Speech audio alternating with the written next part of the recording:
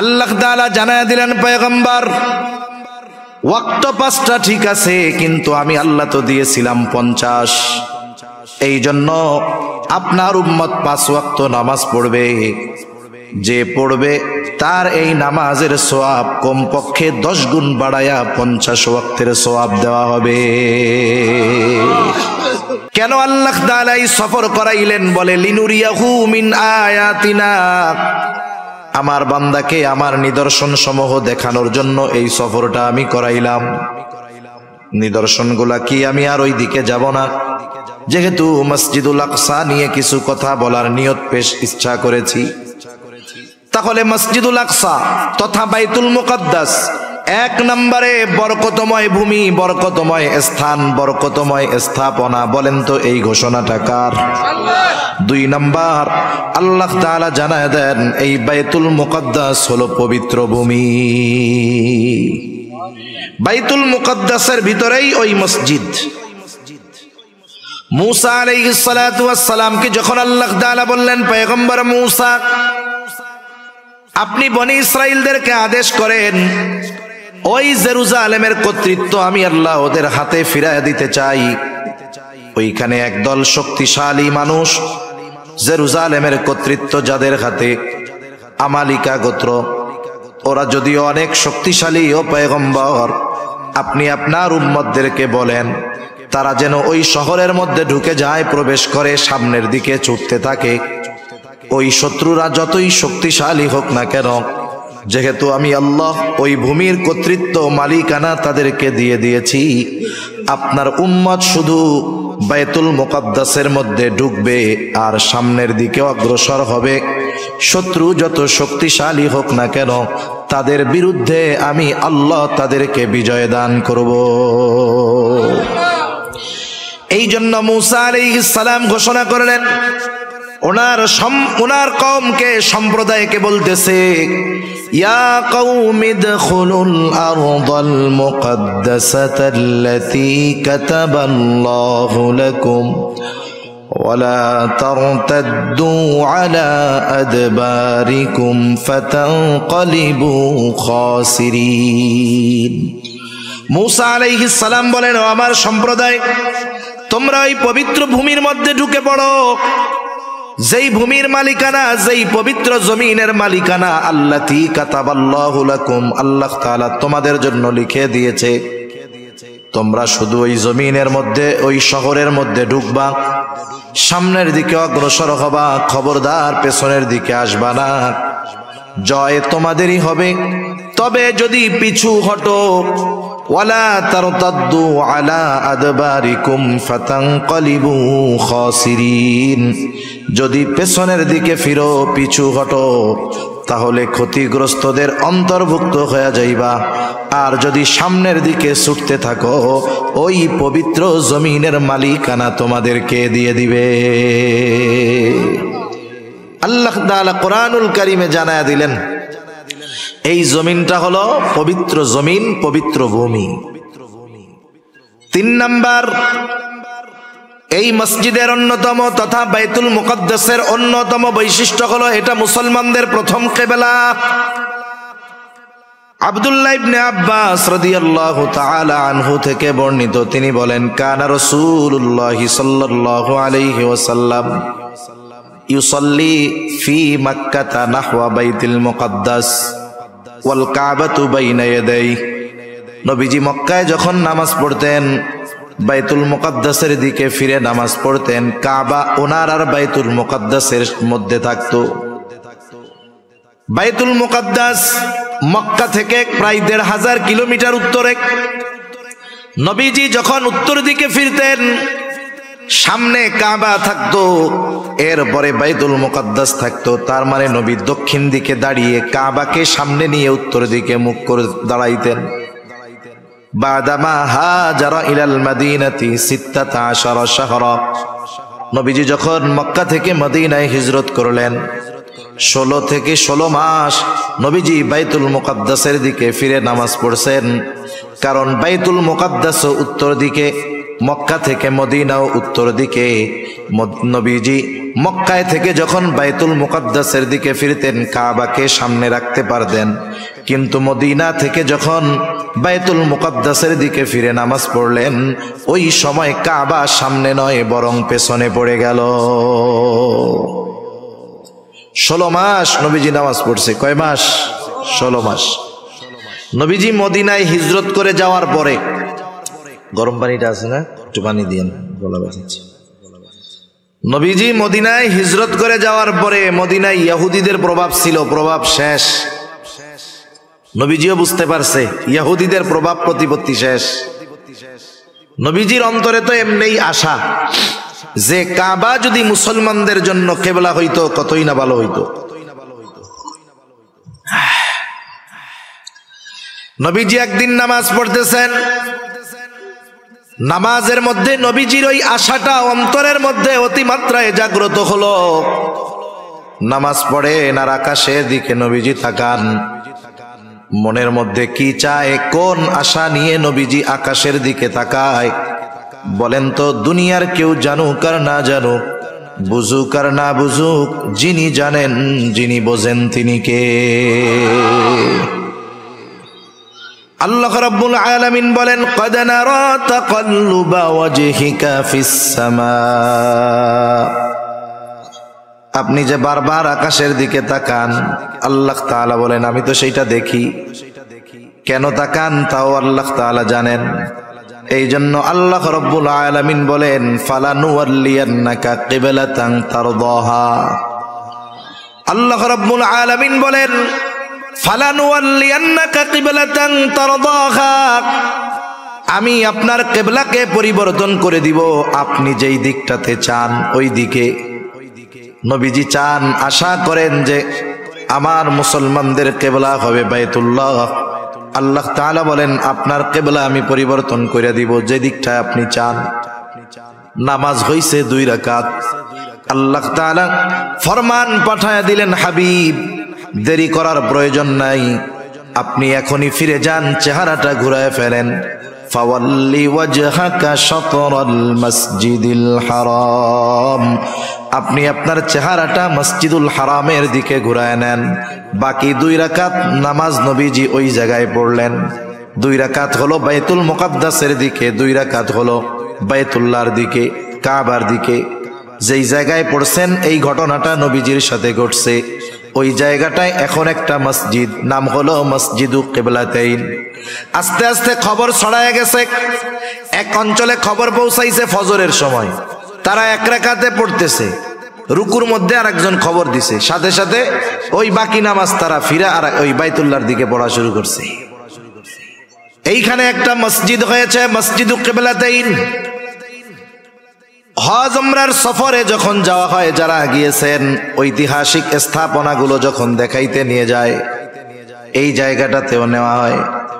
এখন তো কাবার দিকে ফিরা মেহরাব, কিন্তু বের হওয়ার সময় যখন দরজার উপরের দিকে তাকাইলে দেখা যায় জায়নামাজের মতো একটা চিহ্ন দেওয়া আছে, বোঝানোর জন্য যে আগে কিবলাটা এদিকে ছিল। তাহলে এই বাইতুল মুকাদ্দাস মসজিদুল আকসা এর সাথে আমার আপনার নবীজির কমপক্ষে 16 মাসের ইবাদতের সম্পর্ক রয়েছে।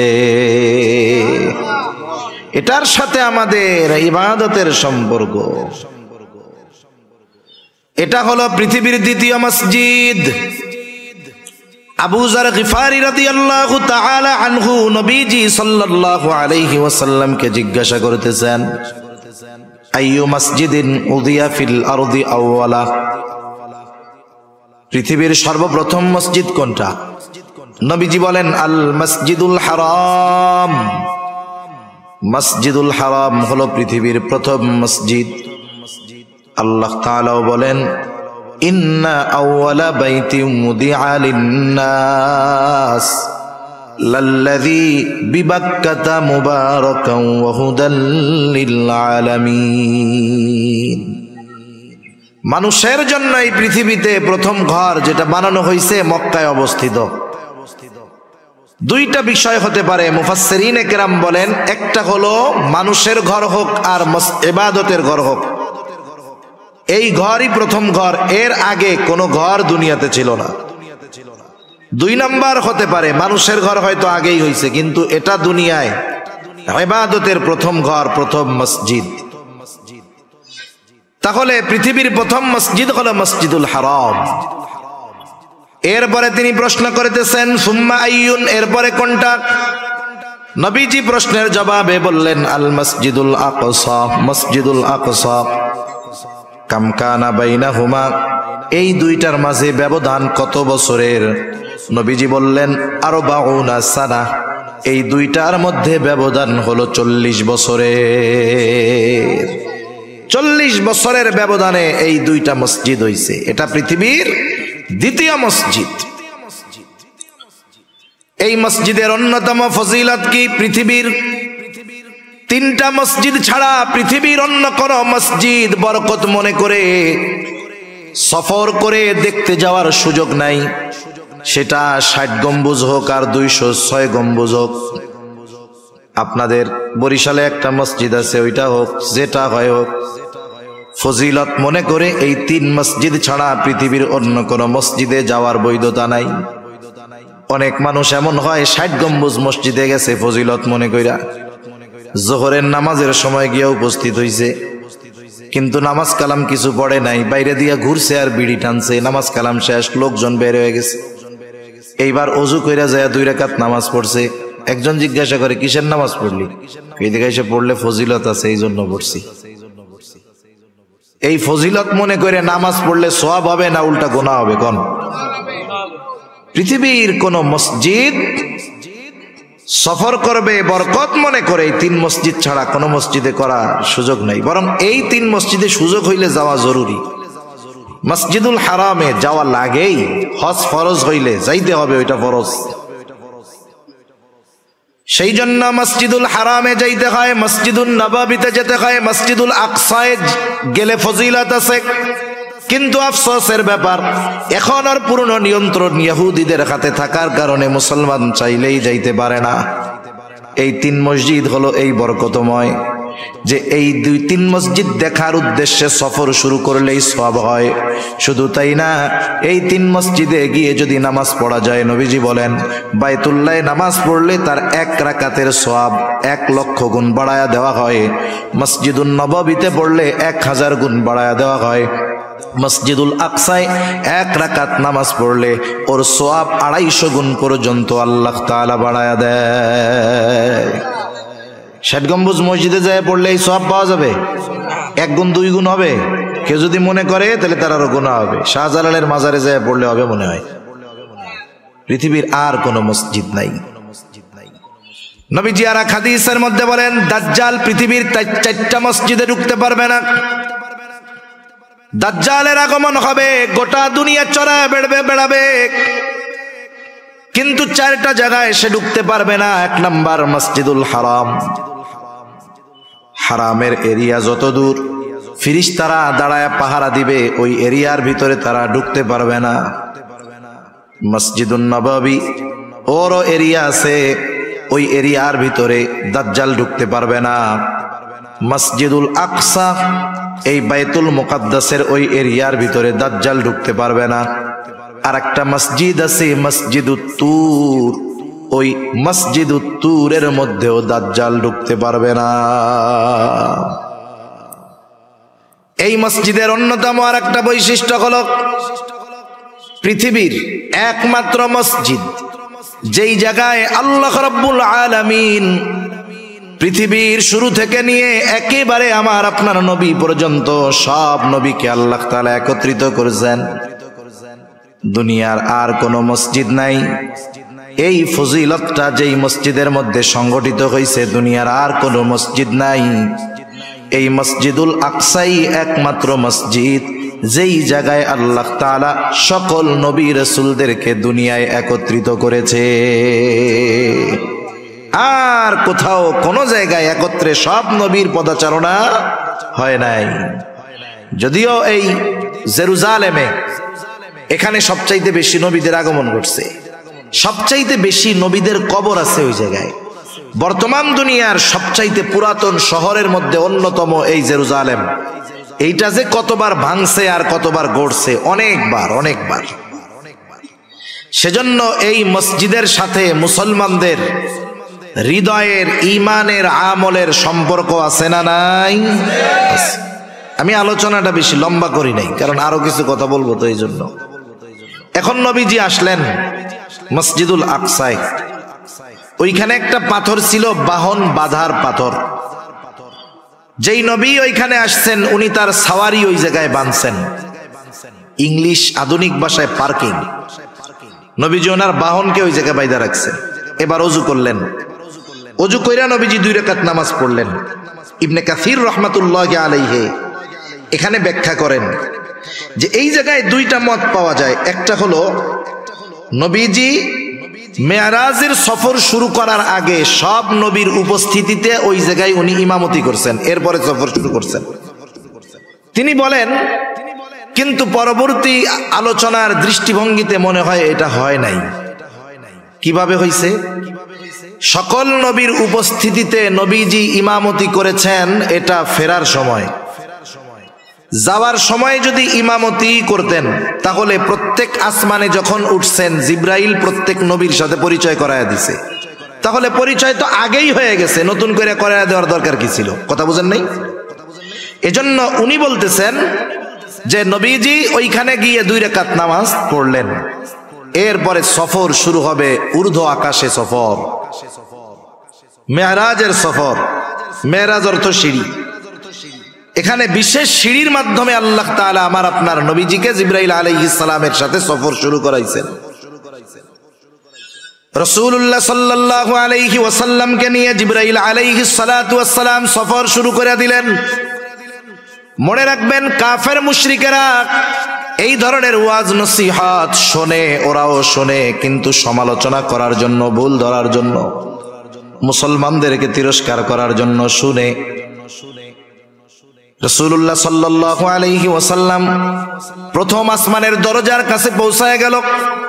দরজায় আওয়াজ করলো জিবরিল।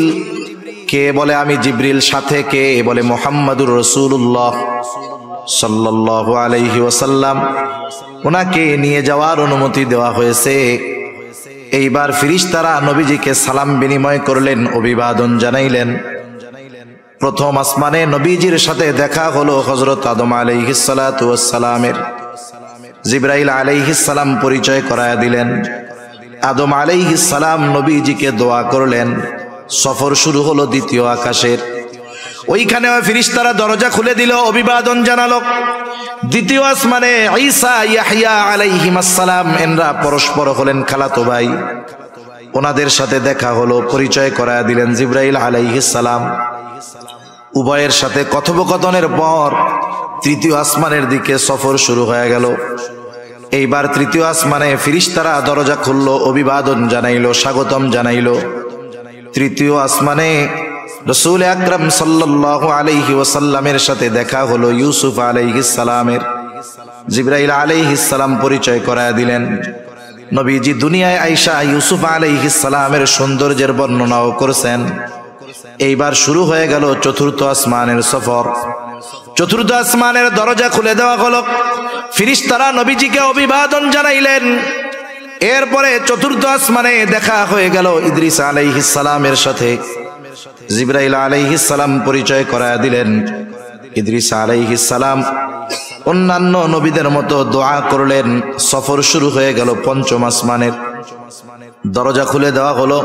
ফেরেশতারা নবীজিকে অভিবাদন জানাইলেন। পঞ্চম আসমানে গিয়ে সাক্ষাৎ হলো মুসা হারুন আলাইহিস সালামের সাথে। হারুন আলাইহিস সালাতু ওয়াস সালাম তার সাথে পরিচয় হলো, দোয়া কইরা দিলেন। এইবার সফর শুরু হয়ে গেল ষষ্ঠ আকাশের। আকাশের দরজা খোলা হলো। ষষ্ঠ আকাশে মুসা আলাইহিস সালামের সাথে দেখা হলো। জিবরাইল আলাইহিস সালাতু ওয়াস সালাম পরিচয় করায়া দিলেন। এইবার সপ্ত আকাশের দিকে নবীজিকে নিয়ে জিবরাইল আলাইহিস সালাম রওনা হয়ে গেলেন। সপ্ত আকাশের দরজা খুলে দেওয়া হলো। ফেরেশতারা অভিবাদন জানাইলো। সপ্ত আসমানেই আছে বাইতুল মামুর, একেবারে আমাদের দুনিয়ার বাইতুল্লাহ যেই জায়গায়, ওই বরাবর সোজা সপ্ত আকাশের উপরে একটা মসজিদ আছে, ওই মসজিদের নাম হলো বাইতুল মামুর।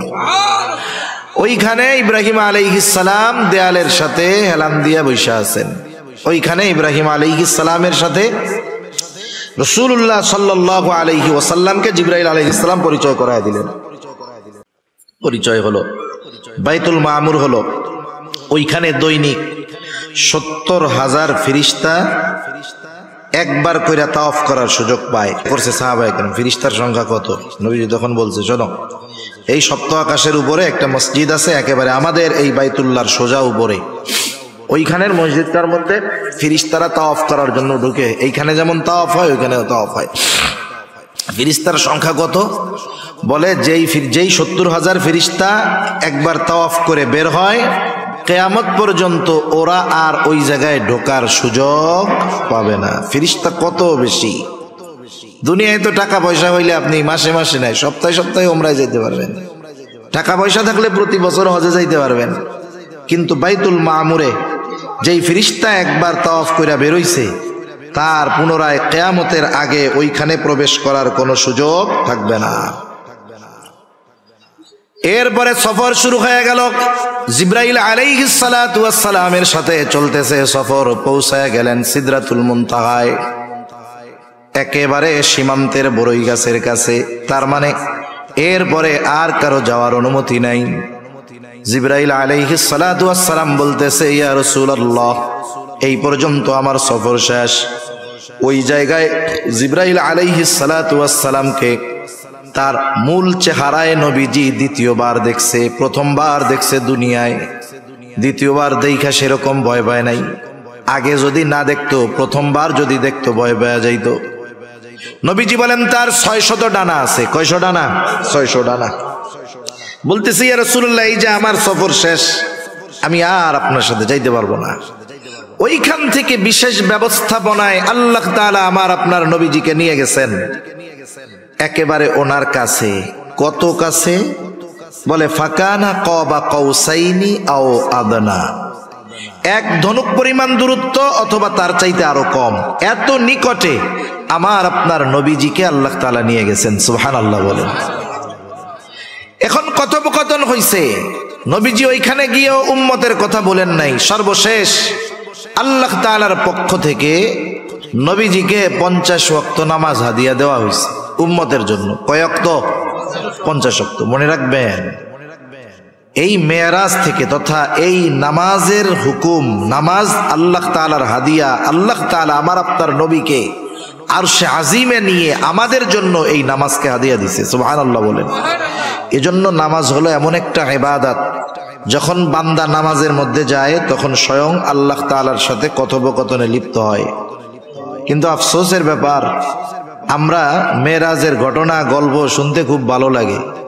ইমাম সাহেবরা কয়দিন পরে অস্থির হয়ে যাবে। বাড়ির থেকে মহিলারা শুধু পোলা বান্ডে পাঠাবে, হুজুর মেরাজের রোজা কবে?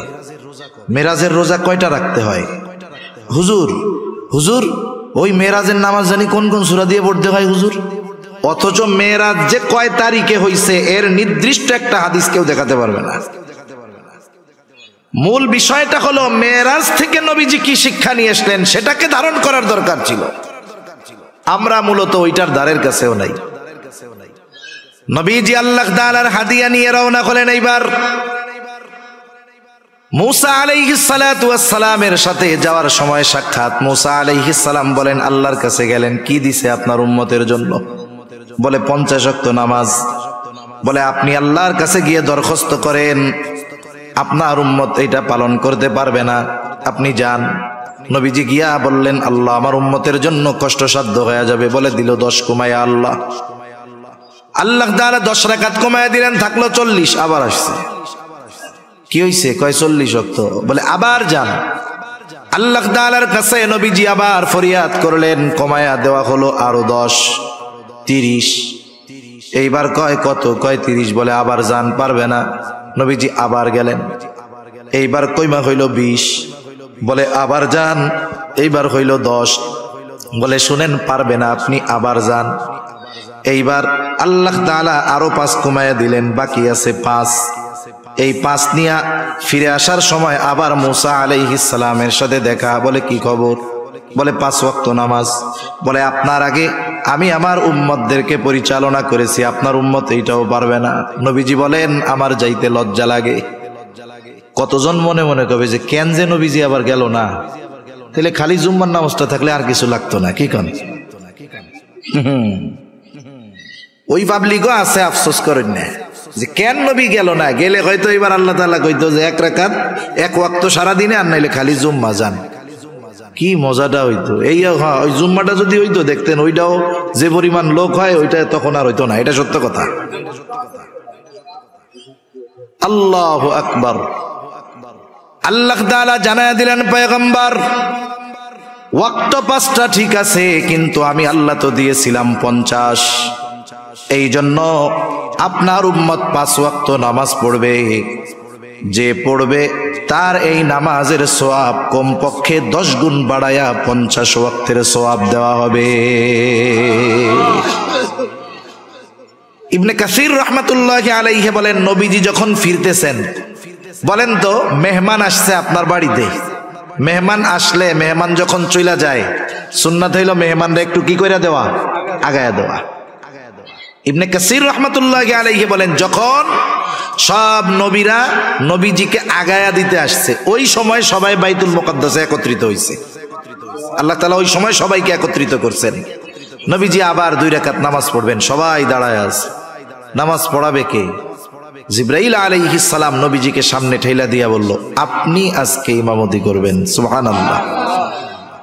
নবীদের ইমাম, ইমামুল আম্বিয়া আমরা বলি, নবীদের নবী বলি। এর দ্বারা আল্লাহ তাআলা আমার আপনার নবীজির শ্রেষ্ঠত্বকে প্রত্যেকটা নবীর উপরে প্রতিষ্ঠিত করেছেন। সুবহানাল্লাহ বলেন। আল্লাহ তাআলাও তো বলছেন যে রূহের জগতে সব নবীদের থেকে আমার আপনার নবীজির নবুয়াতির স্বীকৃতি আল্লাহ তাআলা সব নবীদের থেকে নিয়েছেন। এইবার নবীজি সফর শেষ করে আসছেন। পরের দিন সকালবেলায় উপস্থিত সাহাবায়ে কেরামের কাছে মেরাজের ঘটনা বর্ণনা করতেছেন। মেরাজ হইছে সশরীরে, কোনো সন্দেহ নাই। ব্যাখ্যা বিশ্লেষণ করা যাইতো, কিন্তু সময় সুযোগ কোনোটাই নাই। এইবার নবীজি যখন মেরাজের ঘটনা বলতেছে যে আমাকে রাতের বেলায় মসজিদুল হারাম থেকে মসজিদে আকসায় নেওয়া হইল, ওইখান থেকে সপ্ত আকাশ পাড়ি দিয়ে নামাজ গাদিয়া দিয়ে পাঠানো হইছে। এইবার আবু জেহেল কাফের উতবা সাহেবা শুইনা কয়, পাইছি। আগের যা হোক মানুষ বিশ্বাস করছে, এটা কেউ করবে না। খুঁজতেছে, আবু বকর তো নাই দেখা যায়। হ্যাঁ, তাইলে এই খবর আগে আবু বকরের কাছে গিয়া বলি যে আবু বকর কারে বিশ্বাস করো, উনি তো এরকম এরকম কথা বলছে। ওরা গিয়া আবু বকর রাদিয়াল্লাহু তাআলা আনহুর কাছে বলছে। আবু বকর রাদিয়াল্লাহু তাআলা আনহু বলেন, এ কথা কি আল্লাহর রাসূল নিজ জমানে বলছে? বলে হ্যাঁ। বলে নবীজি যদি বলে থাকে এটা যে সত্য, কোনো সন্দেহ নাই। আশার গুড়ে বালি ফিরে আসছে, কেমনে ঠেকানো যায়? বলেন তো, আমি যদি কেউরে জিজ্ঞাসা করি যাদের 2-3 তালা মসজিদ আছে, অনেক মুসল্লি 5 ওয়াক্ত নামাজ পড়ে, তারা যদি জিজ্ঞাসা করা হয় বলেন তো আপনার মসজিদের সিঁড়ি কয়টা, সে বলতে পারবে না। দরজা জানলা কয়টা, বলতে পারবে না। নবীজি বাইতুল মুকাদ্দাসে আগে কোনোদিন যায় নাই, গেছে ওইটুক সময়ের জন্য। এইবার কাফেররা চিন্তা করতেছে কেমনে অবিশ্বাস করানো যায়। বাইতুল মুকাদ্দাস যদি যাইয়াই থাকে, অনেকগুলো পলিসি নিছে, এর মধ্যে একটা পলিসি জিজ্ঞাসা করতেছে, বলো বাইতুল মুকাদ্দাসের দরজা কয়টা, জানালা কয়টা, সিঁড়ি কয়টা? নবীজি কি এই জানালা দরজা সিঁড়ি এটা গুনতে গেছে নাকি? এখন নবীজি যদি না বলতে পারে, কাফেররা তো সুযোগ পেয়ে গেছে যে তাইলে নবী মিথ্যা কথা কইতেছে। জিজ্ঞাসা করেছে যখন, নবীজি চিন্তায় পড়ে গেছেন কি করা যায়। বুখারীর হাদিস। কাফেররা তো চিন্তা করতেছে জবাব তো দিতে পারবে না, যদি যাইয়াও থাকে তাও পারবে না, কারণ কেউ দরজা সিঁড়ি জানালা গুনতে যায় না। নবীজি চিন্তা করে, না বললে পারলে তো বিশ্বাস করবে না। এই ঘটনার পরে কিন্তু অনেক ইমানদারের ঈমান নড়বড়ে হয়ে গিয়েছিল। নবীজি বলেন কি হইল? বলে ফাজালাল্লাহু লি বাইতুল মুকাদ্দাস ফাতাফিকতু উখবিরুহুম আন আয়াতিহি ওয়া আনা আনজুরু। যখন আমি চিন্তা করতেছি কি হবে, আল্লাহ তাআলা গোটা বাইতুল মুকাদ্দাস আমার সামনে এনে উপস্থিত করলেন, আর আমি প্রত্যেকটা বিষয় গুনে গুনে কাফেরদের প্রত্যেকটা প্রশ্নের জবাব আমি দিয়ে দিলাম। সেজন্য সম্মানিত শুধু আলোচনা আর নয়, সর্বশেষ বিষয় হলো নবীজি সাল্লাল্লাহু আলাইহি ওয়াসাল্লামের মেরাজের শিক্ষা, মেরাজের হাদিয়া নামাজ। এটা আমাদেরকে যথাযথভাবে নিজের জীবনের সাথে ফিট করতে হবে। দুই নাম্বার বিষয়, এই মসজিদুল আকসা বাইতুল মুকদ্দাস, যেটার সাথে মুসলমানদের ঈমানের সম্পর্ক, আমলের সম্পর্ক, যদি কখনো এমন সুযোগ হয় এই মসজিদের পবিত্রতা রক্ষার্থে জালেমদের বিরুদ্ধে জীবন বাজি রেখে জিহাদ করতে হয়, লড়াই করতে হয়, তাহলে ওই লড়াইয়ে যদি অংশগ্রহণের সুযোগ থাকে, কোন কোন ইমানদার আছেন জীবন বাজি রেখে ওই লড়াইয়ের জন্য তৈয়ার আছেন? নারায়ে তাকবীর, নারায়ে তাকবীর, মাশাআল্লাহ। হাত নামাই।